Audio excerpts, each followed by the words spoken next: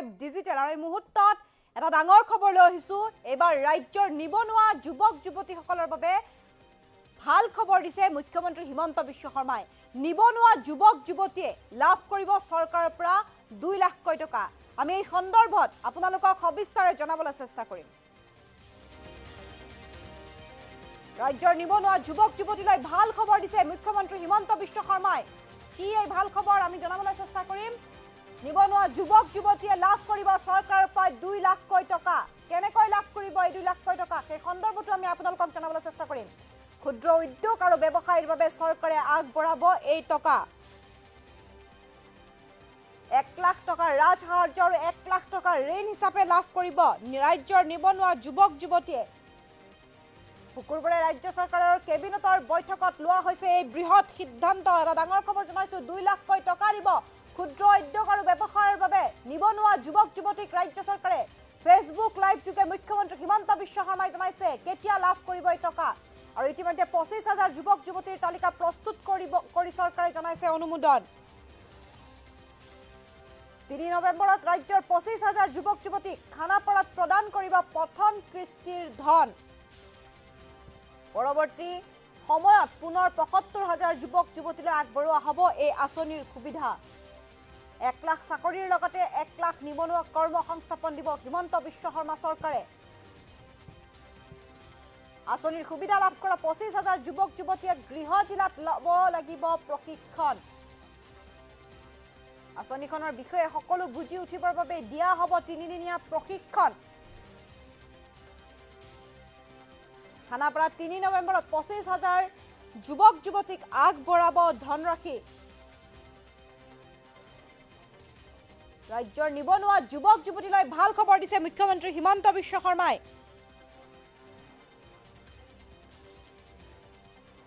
আৰু নিবনুৱা যুৱক যুৱতীয়ে লাভ কৰিব চৰকাৰৰ পৰা 2 লাখ টকা ক্ষুদ্ৰ উদ্যোগ আৰু ব্যৱসায়ৰ বাবে চৰকাৰে আগবঢ়াব এই টকা 1 লাখ টকা ৰাজসাহাৰ্য আৰু 1 লাখ টকা ঋণ হিচাপে লাভ কৰিব চৰকাৰৰ পৰা আৰু শুকুৰবাৰে ৰাজ্য চৰকাৰৰ কেবিনেট বৈঠকত লোৱা হয় এই বৃহৎ সিদ্ধান্ত ফেচবুক লাইভ যোগে মুখ্যমন্ত্ৰী হিমন্ত বিশ্ব শৰ্মাই জনাইছে এই কথা কেতিয়া লাভ কৰিব এই আঁচনিৰ ধন ইতিমধ্যে 25000 যুৱক যুৱতীৰ তালিকা প্ৰস্তুত কৰি চলালে চৰকাৰে জনাইছে এই অনুমোদন আৰু 3 নৱেম্বৰত ৰাজ্যৰ 25000 যুৱক যুৱতীক খানাপাৰাত প্ৰদান কৰিব প্ৰথম কিস্তিৰ ধন আমাৰ লগত মন্তব্য আছে মুখ্যমন্ত্ৰী হিমন্ত বিশ্ব শৰ্মাৰ সেই মন্তব্যটো আগবঢ়াইছো মুখ্যমন্ত্ৰী আত্মনিৰ্ভৰশীল অসম এই আঁচনিটোৰ জৰিয়তে আমি অসমৰ যুৱ প্ৰজন্মলৈ 2 লাখ টকাকৈ ক্ষুদ্ৰ উদ্যোগ বা ব্যৱসায় কৰিবৰ বাবে আগবঢ়াওঁ ইয়াৰ 1 লাখ টকা ৰাজসাহাৰ্য আৰু 1 লাখ টকা লোন আজি আমাৰ কেবিনেটে এই বছৰৰ বাবে 25000 যুৱকৰ এখন তালিকাত অনুমোদন জনাই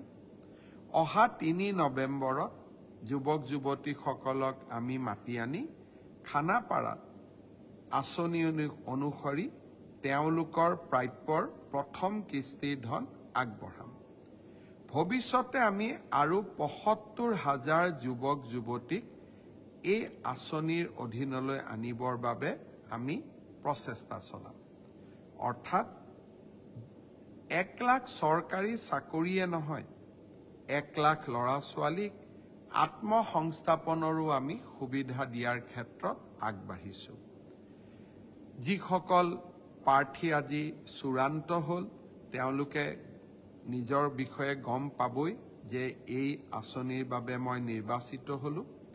নিজৰ নিজৰ জিলাত তেওঁলোকে 3টা দিন প্ৰশিক্ষণ ল'ব লাগিব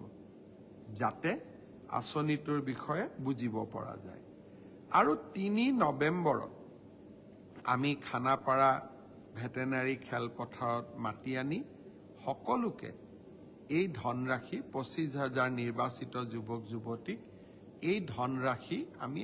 মুখ্যমন্ত্ৰীৰ আত্মনিৰ্ভৰশীল অসম এই আঁচনিটোৰ জৰিয়তে আমি অসমৰ যুৱ প্ৰজন্মলৈ 2 লাখ টকাকৈ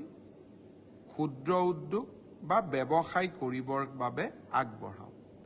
ইয়াৰ 1 লাখ টকা ৰাজসাহাৰ্য আৰু 1 লাখ টকা লোন আজি আমাৰ কেবিনেটে এই বছৰৰ বাবে 25,000 যুৱকৰ এখন তালিকাত অনুমোদন জনায় অহা 3 নৱেম্বৰত যুৱক যুৱতীসকলক আমি মাতি আনি খানাপাৰাত আঁচনি অনুসৰি তেওঁলোকৰ প্ৰাপ্যৰ প্ৰথম কিস্তিৰ ধন আগবঢ়াম। ভৱিষ্যতে আমি আৰু ৭৫,000 যুৱক যুৱতীক এই আঁচনিৰ অধীনলৈ আনিবৰ বাবে আমি প্ৰচেষ্টা চলাম। অৰ্থাৎ 1 লাখ চৰকাৰী চাকৰিয়ে নহয়, 1 লাখ ল'ৰা ছোৱালীক আত্মসংস্থাপনৰো আমি সুবিধা দিয়াৰ ক্ষেত্ৰত আগবাঢ়িছো। যিসকল প্ৰাৰ্থী আজি চূড়ান্ত হ'ল তেওঁলোকে নিজৰ বিষয়ে গম পাবই যে এই আঁচনিৰ বাবে মই নিৰ্বাচিত হ'লো। নিজৰ নিজৰ জিলাত তেওঁলোকে 3টা দিন প্ৰশিক্ষণ ল'ব লাগিব যাতে আঁচনিটোৰ বিষয়ে বুজিব পৰা যায়। আৰু 3 নৱেম্বৰত আমি খানাপাৰা ভেটেনাৰী খেলপথাৰত মাতি আনি সকলোকে এই ধনৰাশি 25,000 নিৰ্বাচিত যুৱক যুৱতীক এই ধনৰাশি আমি